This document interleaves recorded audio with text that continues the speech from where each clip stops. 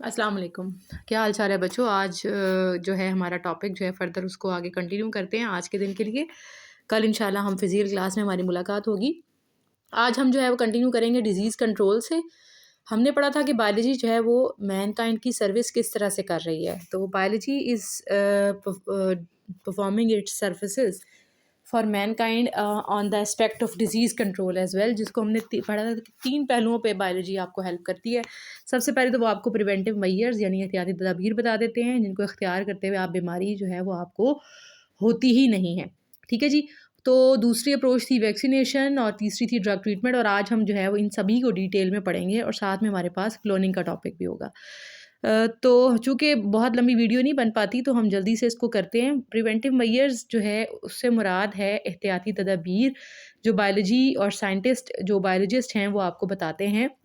और इसमें बेटा जी हमारे पास वो कहता है कि बायोलॉजिकल साइंसेस जो है वो आपको वो इन्फॉर्मेशन देती है कि जिसके ज़रिए आपको ये पता चल जाता है कि फ़लाँ बीमारी की वजह कौन है, what is the causative agent. जैसे एकदम से जो है वो हमारे पास कोविड आया तो फ़ौरन से जो है वो आइडेंटिफ़ाई किया गया कि कोविड की वजह कोई बैक्टीरिया था या कोई वायरस था, और अब आज हम सब जानते हैं कि वो वायरस की वजह से फैलता है।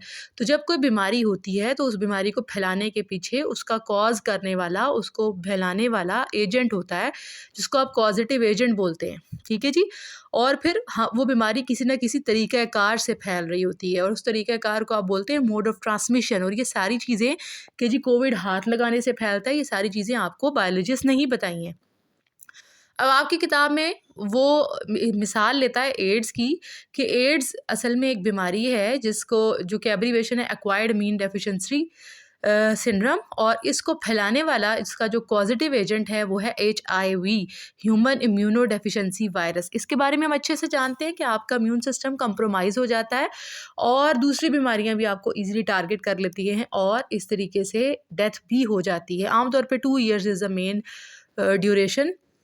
तो एड्स के हवाले से बहुत काम हो रहा है, बहुत ज़्यादा काम हो रहा है, but still we are unable to make any vaccine कि हम जो है वो किस तरीके से बचा सकें लोगों को इससे। तो आपको यहाँ पे जो बोर्ड में क्वेश्चन पूछा जाता है वो ये है कि व्हाट इज़ एड्स, या फिर वो पूछ लेगा व्हाट इज़ HIV। ठीक है? तो 1-2 तरीके से सवाल पूछेगा, what is AIDS and what and also tell the causative agent. तो एड्स क्या है? एड्स इज़ अ डिज़ीज़, और कॉज़ेटिव एजेंट कौन है? HIV। HIV is a disease causing agent, जो कि वायरस है और वो बीमारी फैला रहा है।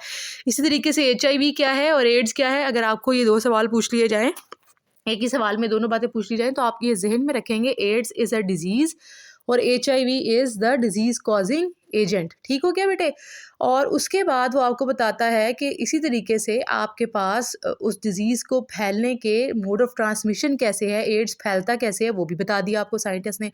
हमें पता है कि फ्री सेक्सुअल कॉन्टैक्ट से फैलता है, ब्लड ट्रांसफ्यूजन से फैलता है, इसलिए हम एहतियात करते हैं। ऐसे ही कोई भी नीडल हम नहीं लगवाते, ठीक है जी? इसी तरह से अगर कंटामिनेटेड ऑलरेडी यूज़ हुई हुई सिरिंज है और उसको किसी एड्स के पेशेंट का ब्लड उससे लिया जा चुका है, या फिर जैसे आप चले गए जो मेल्स हैं वो अपना शेव वगैरह करवाने चले जाते हैं और वो अपना बस 10 रुपए का ब्लेड नहीं खरीदते, और उसकी वजह से अनफॉर्चुनेटली क्या हो जाता है कि ऑलरेडी हो सकता है कोई एड्स का पेशेंट वहाँ आया हो और उसका कट लग गया हो, तो वो उस तरह के साथ उस ब्लेड के साथ उसका अगर ब्लड इन कांटेक्ट आया तो ज़ाहिर है जब दूसरा बंदा आएगा और उसको कट लगेगा तो वो उसकी ब्लड के ज़रिए उसके अंदर जो है वो HIV का वायरस चला जाएगा। तो ये आपको मोड ऑफ ट्रांसमिशन जो है वो बता दी है साइंटिस्ट ने, और ये डेफिनेटली ये सर्विस ही है आपकी मैनकाइंड की।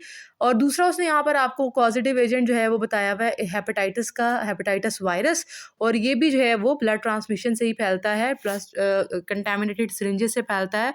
और आम तौर पे हमने देखा होगा कि हर गली मोहल्ले की नुक्कड़ पे एक दंदान साज बैठा होता है 50 रुपए 100 रुपए में आपके दांत ठीक करने के लिए। तो डू यू थिंक कि आपके दांत ठीक करने के लिए उसके जो इंस्ट्रूमेंट्स जो वो इस्तेमाल कर रहा है, क्या वो कंटेमिनेशन फ्री है? नो, ऐसा पॉसिबल नहीं है। उसके पास एक अच्छा ऑटोक्लेव नहीं होगा। वो उन इंस्ट्रूमेंट्स को वो क्या करते हैं, वो आपके सामने स्पिरिट से धो धो के आपके मुंह में डालते हैं, आपको लगता है हाँ जी अब ये पाक हो गया। नहीं, ऐसा नहीं है। उसके लिए बाकायदा आपको ऑटोक्लेव चाहिए जो हाई टेम्परेचर पे उस इंस्ट्रूमेंट को स्टेरलाइज़ करेगा या उस यूटेंसिल को स्टेरलाइज़ करेगा और फिर कहीं जाके वो आपके मुँह में इस्तेमाल किया जा सकेगा। क्योंकि जब दांतों का भी काम किया जाता है तो आपको पता है ब्लीडिंग होती है, गम्स ब्लीडिंग होती है, तो ये मुफ्त के मैं कहती हूँ बीमारी फैलाने वाले कारखाने हैं जो गली मोहल्लों में बैठे होते हैं, और हम जो है वो अनफॉर्चुनेटली अवेयर ना होने की वजह से एक तो जाके वो नाई साहब से ले आते हैं, मेल्स की बात कर रही हूँ, कि खाम-खा में वो 10 रुपए का ब्लेड ख़रीद के नहीं जाएँगे कि नया ब्लेड लगवा लें, और या फिर जो है वो इस तरह से दंदान साज़ों से जो है वो इस तरह की बीमारियाँ ले आते हैं। तो दीज़ आर द एग्ज़ाम्पल्स जो उसने यहाँ पे कोट किए हैं प्रिवेंटिव मेजर्स की, कि साइंटिस्ट आपको ये बता देते हैं, और उन प्रिवेंटिव मेजर्स को अगर आप इख्तियार कर लें तो आप बीमार नहीं होते। दूसरा एस्पेक्ट है वैक्सीनेशन। कोई बीमारी बड़ी ही कोई शिद्दत से आ गई और हम उससे बच ही नहीं सकते, उसके साथ कहीं न कहीं पाला पड़ ही जाना है, तो फिर साइंटिस्ट आपको वैक्सीनेशन की एक फैसिलिटी प्रोवाइड करते हैं। उसमें होता क्या है कि आप जो है वो अपने इम्यून सिस्टम को पहले से ही ट्रेन करा लेते हैं। देखो हर साल जंग तो नहीं लगती, लेकिन पाकिस्तान फ़ौज इस लायक है कि वो अगर अल्लाह ना करे जंग लग जाए तो वो उसका मुकाबला कर सकती है। तो उसके लिए किया क्या जाता है कि हर साल उनकी बाकायदा ट्रेनिंग्स होती हैं, ये आपको भी पता है और मुझे भी पता है। तो इसी तरीके से इम्यून सिस्टम को ट्रेन कर दिया जाता है कि अगर इस तरह का कोई वायरस आएगा तो तुमने उसका मुकाबला किस तरह से करना है। किस तरह से ये काम किया जाता है, ये इसकी हिस्ट्री काफ़ी पुरानी है। एडवर्ड जेनर था हमारे पास एक साइंटिस्ट, जिसने 1796 में, उस वक़्त स्मॉल पॉक्स एक बहुत बड़ी बीमारी हुआ करती थी और उससे बहुत बड़े पैमाने पे डेथ्स हो जाती थी बच्चों की। उसने क्या किया था कि उसने 6 साल का एक बच्चा पकड़ा और उसको काऊ पॉक्स, बिल्कुल वैसी बीमारी है लेकिन वो काउज़ के ऊपर होती है। तो उसने काऊ पॉक्स की जो वायरस था, जैसे आपकी बॉडी के ऊपर छोटे-छोटे दाने बन जाते हैं, ऐसे ही वो लायंस जो हैं वो काउज़ की सरफेस पे बन जाते हैं। तो उसके गवाला था, जो उसका दूध दो रहा था, उसके हाथों से ज़ाहिर है उसको लायन का जो है सारा का सारा मटीरियल भी लग गया उसके हाथों को। तो उस लायन को का जो मटीरियल, जो मिल्क मेड या जो ग्वाला था उसके हाथों पे लगा हुआ था, उसने वहाँ से थोड़ा सा मटीरियल पकड़ा और वो 6 साल के बच्चे को इंजेक्शन लगा दिया। उस वक़्त ये बहुत बड़ा रिस्क था कि उसने इतना बड़ा रिस्क लिया कि उसने सीधा काऊ पॉक्स, जिसकी वजह से काऊ बेचारी बीमार हुई पड़ी थी, उसका मटीरियल उठाया, उसका वायरस सीधा सा उठाया और बच्चे की बॉडी में इंजेक्ट कर दिया। वेट किया 1 हफ़्ता, 1.5 हफ़्ता, कोई सिम्पटम नहीं आया। उसके बाद दूसरा बड़ा रिस्क उसने लिया कि सीधा ही स्मॉल पॉक्स का वायरस इंजेक्ट कर दिया, जिसकी वजह से उस वक़्त कन्फर्म डेथ्स हो रही थी। लिहाजा जब उसने वो भी किया तो उसने देखा कि उसको किसी किस्म के सिम्पटम्स नहीं आए, उसको स्मॉल पॉक्स भी नहीं हुआ। तो उसने इससे ये समझ लिया और फिर बहरहाल लोगों ने उसके हाथ चूमे, वो हीरो बन गया और कि भई उसने एक तरीक़ाकार ईजाद कर लिया जिसकी वजह से स्मॉल पॉक्स की बीमारी से आप बच सकते हैं। लेकिन असल में उसके पीछे लॉजिक क्या था? लॉजिक उसके पीछे ये है कि काऊ पॉक्स का वायरस चूँकि इंसानों को नहीं बीमार कर रहा। काऊ पॉक्स का जो वायरस है वो किसको बीमार कर रहा है? वो बीमार कर रहा था काउज़ को, लेकिन पॉक्स विरिडी फैमिली का मेंबर था, यानी उसके भी स्ट्रक्चरल कंपोजिशन सब वैसी ही थी जैसे स्मॉल पॉक्स वायरस की थी। तो जब उसने वो एक काऊ पॉक्स का वायरस भेजा तो बॉडी ने उसके खिलाफ, चूँकि बॉडी को वो जाके बीमार कर ही नहीं सकता था, वो तो काउज़ को करता है। तो जब उसके अंदर वो गया तो बॉडी ने उस तरह का वायरस जो है उसको फ़ौरन से उसका मुकाबला किया और उसको डिग्रेड कर दिया। उसके बाद क्या हुआ कि बॉडी की ट्रेनिंग हो गई कि अगर ऐसा वायरस आएगा तो मैंने उसका मुकाबला किस तरह से करना है। तो जब ओरिजिनल वायरस उसने स्मॉल पॉक्स का डाला तो बॉडी ने उसको भी फाइट कर लिया। तो this is how vaccination works. हम एक वीक वायरस या वीक बैक्टीरिया या डेड बैक्टीरिया, डेड वायरस, या फिर हम क्या करते हैं कि वायरस की सरफेस पे मौजूद कोई एपिटॉप या बैक्टीरिया की सरफेस पे मौजूद कोई एपिटॉप जिसकी वजह से आपका इम्यून सिस्टम ट्रिगर होता है, हम जो है वो उसको एंटर कराते हैं और आपका इम्यून सिस्टम उसके खिलाफ फ़ौरन एंटीबॉडीज़ बनाता है, यानी तैयार हो जाता है। अदरवाइज़ अगर नेचुरली कोई वायरस आपकी बॉडी में आएगा तो इम्यून सिस्टम को टाइम लगेगा अपनी तैयारी में। लेकिन अगर आप उसको वैक्सीनेट कर देते हैं तो वो तैयार हो गया, उसने एंटीबॉडीज़ बना ली हैं, उसको पता है कि अगर इस तरह का कोई बैक्टीरिया वायरस आएगा तो उसने किस तरह से मुकाबला करना है। तो this is called as vaccination immunisation. और वैक्सीनेशन हमारे पास बहुत सारी बीमारियों की इस वक्त मौजूद है। पोलियो है, वूपिंग कफ है, मीज़ल्स है, मम्प्स है। आजकल आपको पता है बच्चों के हवाले से मीज़ल्स की कैंपेन भी चल रही है। तो उसके लिए वो जो आपने देखा है कि जो उनको वो जो लगते हैं टीके से इंजेक्शन, उनको आप शॉट्स बोलते हैं। बाकी उसने आपको जो है वो आगे कहानी सुनाई हुई है एडवर्ड जेनर की, जो मैंने आपको बता दी है। नेक्स्ट वो बताता है दी थर्ड लेवल जहाँ पे बायोलॉजी आपको सर्व करती है, that is the drug treatment. Drug treatment, देखो बेटे, कोई बीमारी फिर भी हो गई, आपने एहतियाती तदाबीर इख्तियार की, नहीं बच सके, आपने वैक्सीनेशन की या करवा नहीं सके, बच नहीं सके, अल्टीमेटली यू गॉट डिजीज़। तो अल्टीमेटली अब आपको यहाँ पर भी बायोलॉजी सर्व करती है, किस तरह से? By providing the antibiotics. अगर हम बैक्टीरियल इन्फेक्शन को कॉन्ट्रैक्ट कर चुके हैं तो एंटीबायोटिक्स जो है वो आप इस्तेमाल करते हैं और आप उस बैक्टीरियल इन्फेक्शन से गेट रिड ऑफ हो जाते हैं, आपका उससे बचाव हो जाता है। इसके अलावा मुख्तलिफ वायरल जो है इन्फेक्शन के ख़िलाफ़ भी मेडिसिन मौजूद हैं। और यहाँ पर जो आपकी किताब में उसने डिस्कस किया हुआ है, उसने आपको बताया हुआ है कि जी इससे भी ज़्यादा सीवियर किस्म की जो बीमारियाँ लाइक कैंसर की अगर हम बात करें, which is uncontrolled cell division, तो उसको भी कंट्रोल करने के लिए, उसको भी इरेडिकेट करने के लिए, ख़त्म करने के लिए हमारे पास जो है वो थेरेपीज़ मौजूद हैं। और उसमें आपके पास 2 तरह की थेरेपीज़ होती हैं, रेडियोथेरेपी और कीमोथेरेपी। रेडियो और कीमो के दरमियान में डिफरेंस आया करता है बोर्ड के अंदर, इसलिए आपने इसको भी अच्छे से तैयार करना है। रेडियोथेरेपी में आप जो है वो जो भी उसका पर्टिकुलर ऑर्गन है जहाँ पर अनकंट्रोल सेल डिवीजन हो रही, ब्रेस्ट है या फिर कोई स्टमक है या कोई और डाइजेस्टिव सिस्टम का पार्ट है, इवन सम टाइम कुछ लोगों को गले का कैंसर हो जाता है, तो उस पर्टिकुलर डिजीज़ इफेक्टेड एरिया यानी कि जहाँ पे कैंसर बन रहा है उस एरिया के अंदर आप जो है वो मार्क करते हैं बाकायदा। और उसमें बाकायदा हमारे पास जो है वो मशीनें अवेलेबल हैं जिनके नीचे वो लटा के जो है वो सेंस कर देती हैं कि जी ये एरिया से है जो सेंसिटाइज एरिया, और उसको फिर बाकायदा निशान लगा के मार्कर से मार्क कर लिया जाता है और फिर उतने हिस्से के ऊपर रेडिएशंस फॉल कराई जाती हैं। और उसका मकसद क्या होता है कि वो जो गैर ज़रूरी सेल जो कि अल्लाह ताला ने नहीं बनाए थे, खुद से बन गए हैं, उनको जो है वो वहाँ से इरेडिकेट करा दिया जाए। तो ये हो गई बेटे रेडियोथेरेपी। और दूसरी चीज़ हमारे पास है कीमोथेरेपी। कीमोथेरेपी ज़्यादा तकलीफ दे, क्योंकि आप इसमें क्या करें, आप ऑरली मेडिसिन ले रहे हैं और उससे क्या हो रहा है कि वो मेडिसिन पूरी ब्लड सर्कुलेशन में से घूमती हुई आपकी बॉडी के उस एरिया तक जाएगी जहाँ पे रिक्वायरमेंट है और वहाँ पे जाके अपना एक्शन परफॉर्म करेगी। लेकिन इसमें वो साथ साथ जो है वो आपके जो अपने सेल्स हैं, जो बॉडी के सेल्स हैं, उनको भी टारगेट कर जाती है। ठीक है, लिखा भी हुआ दीज केमिकल्स में kill both cancerous and as well as the normal cells. तो अच्छा खासा पेनफुल प्रोसीजर है कीमोथेरेपी का। लेकिन हमारे यहाँ इफ़ेक्टिवली कीमोथेरेपी ही कराई जाती है। अनफॉर्चुनेटली रेडियोथेरेपी भी की जाती है, लेकिन हमारे यहाँ दोनों हो रही हैं, रेडियो भी हो रही है, कीमो भी हो रही है, और ड्रग।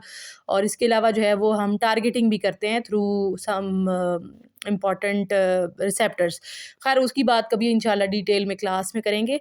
अच्छा, तीसरा एस्पेक्ट जो यहाँ पे उसने डिस्कस किया हुआ है वो ये है कि जी हमारे पास एक और बड़ी डोमेन है कि अगर कोई जेनेटिक डिजीज़ आपको हो गई, अल्लाह ना करे, यानी आपकी जीन्स में कोई फॉल्ट आ गया बाय बर्थ, तो क्या बायोलॉजी आपको हेल्प करती है? तो yes, it can help you by providing the gene therapy. आप क्या करेंगे, आप उस ऑल्टर्ड जीन की जगह या जो भी मिसिंग जीन है उसकी जगह आप अपनी वो जो रिक्वायर्ड जीन है उसको आप ट्रांसप्लांट करा देते हैं, और this is called as the gene therapy. और ये वो कुछ एस्पेक्ट्स हैं जहाँ पर बायो आपको जो है वो सर्व कर रही है। इसके अलावा उसने यहाँ पर रिपीट कर दिया है इंटीग्रेटेड डिजीज़ मैनेजमेंट। और मैंने आपको उस दिन भी बताया था कि एक ऐसा तरीक़ाकार है जो इख्तियार किया जाता है किसी भी बीमारी के फैलाव को रोकने के लिए। वो आप मुख्तलिफ़ फ़ोरम्स पे आप डिस्कस करते हैं, जैसे ब्रेस्ट कैंसर के हवाले से जो है वो आगाही सेमिनार भी कराए जाते हैं गवर्नमेंट लेवल पे। साइमल्टेनियसली आपने नोटिस किया होगा जैसे ही अक्टूबर का महीना चढ़ता है आपके मोबाइल कॉल्स के ऊपर जो है वो जो टोन है वो चेंज हो जाती है कि जी अपना मुआयना कराएँ, मुआयना कराएँ। तो these are the integrated disease management approaches. ठीक है जी। नेक्स्ट वो जो टॉपिक आपको यहाँ पे डिस्कस करता है दैट इज़ क्लोनिंग। और उसके लिए मेरे पास यहाँ पर कुछ और मौजूद है, ये है जी क्लोनिंग।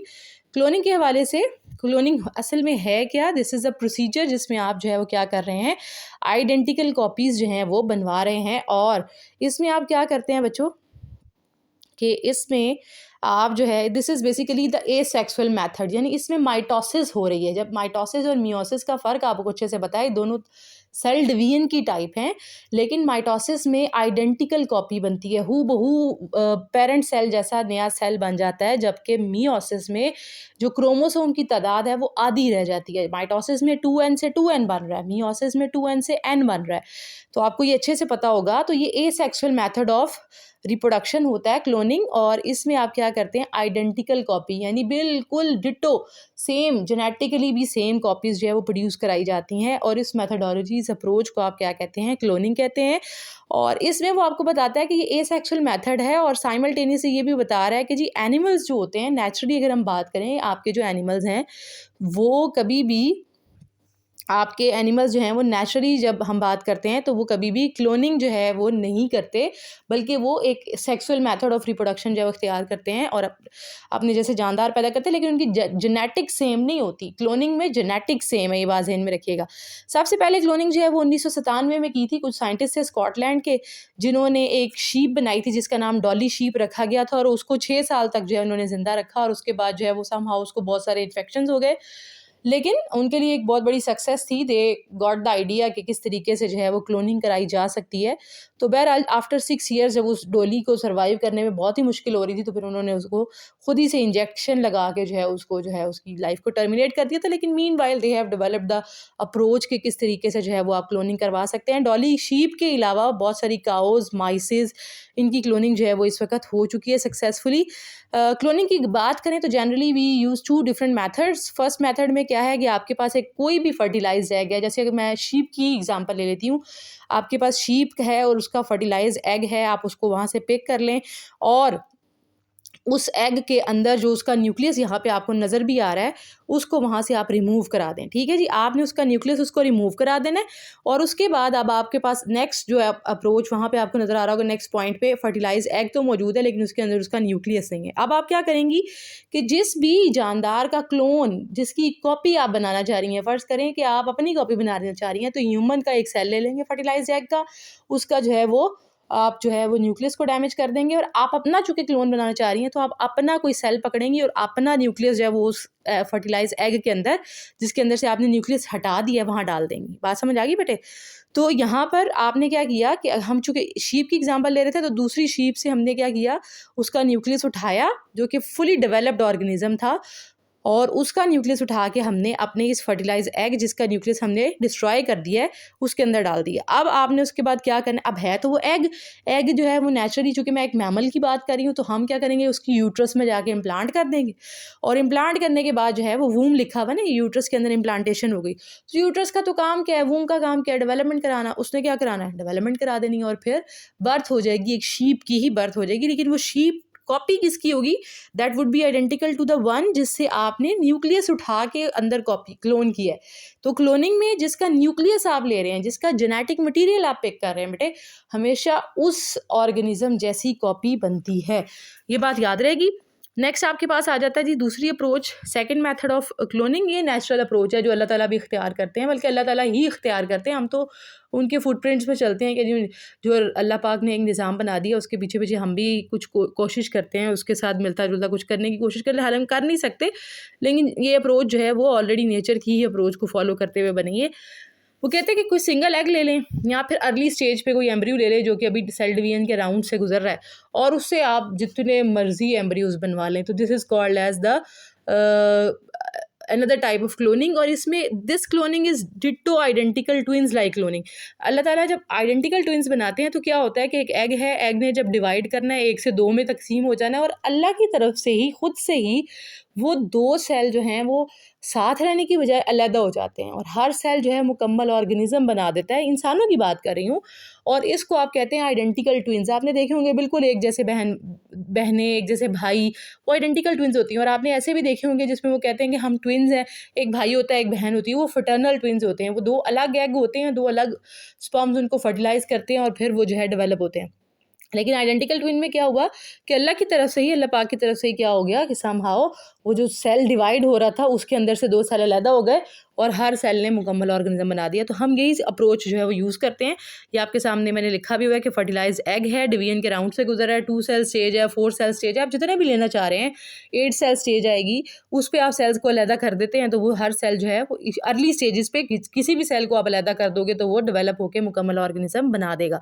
तो इस अप्रोच को यूज़ करते हुए जो है वो आप कैटल बनाते हैं जो कि फार्मिंग के लिए इस्तेमाल की जाती हैं। इसके अलावा बहुत ही ज़्यादा नस्ली किस्म के घोड़े, इनके लिए जो है वो साइंटिस्ट जो है वो प्रेफर करते हैं, क्योंकि वो नस्ल को ज़िंदा रखने के लिए, मेंटेन करने के महंगे बहुत होते हैं। तो उनके लिए जो है वो फिर हम जो है वो ये प्रेफर करते हैं तरीक़ाकार, ना कि फ़र्स्ट वाला। क्योंकि फ़र्स्ट मेथड में जो ऑर्गेनिज़म आपके पास आ रहा है वो बिल्कुल एक समझ लें जैसे आज आप मेरा कोई क्लोन बना लें, तो अगर मेरी एज 30 या 34 है या जो भी है, तो वो जो बर्थ हो रही है ना जिस ऑर्गेनिज्म की, समझे कि उसकी भी उम्र उतनी ही है। समझ आ रही है? लेकिन इस केस में जो सेकंड मेथड है ना, ये ज़्यादा फेवरेबल है, क्योंकि इसमें पेरेंट बॉडी से 2 डिफरेंट पेरेंट्स के गैमीट्स आए, फ्यूज़ हुए, एग बना और उन्होंने आगे से अपनी नेचुरली कॉपीज़ बनाई हैं। इसमें नेचर के प्रिंसिपल पे चूँकि आप चल रहे हैं तो ये ज़्यादा अच्छा होता है, क्योंकि उनकी एज भी ज़्यादा इफ़ेक्ट नहीं होती और वो ज़्यादा अच्छा सर्वाइव करने के चांसेस होते हैं। इसलिए फिर हम पेडिग्रीज़, अच्छी पेडिग्री वाले जो घोड़े, नस्ली घोड़े वगैरह जो है, उनके लिए जो क्लोनिंग करनी होती है वो इस अप्रोच के तहत करते हैं। ठीक है जी, तो that's all about your lecture. बाकी फिर आइंदा मुलाकात होगी। अल्लाह हाफ़िज़।